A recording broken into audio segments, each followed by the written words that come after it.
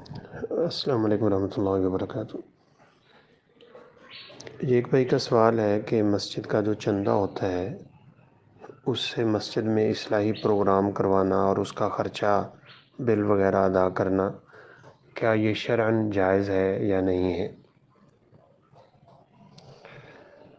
دیکھیں، مسجد صرف اور صرف نماز پڑھنے کی جگہ نہیں ہے، بلکہ رسول اللہ صلی اللہ علیہ وسلم کے زمانہ مبارک میں مسجد ہی مسلمانوں کے لیے ہر اہم شرعی مسئلے میں کردار ادا کرتی تھی۔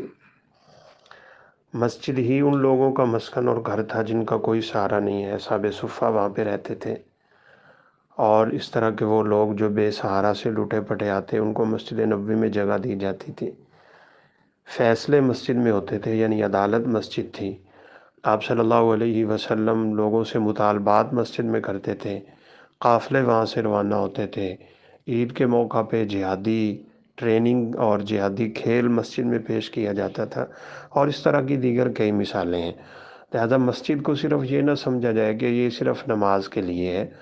ہر وہ کام جو مسجد کی آباد کاری اور دین میں معاون ثابت ہو سکتا ہے وہ مسجد میں ہوگا۔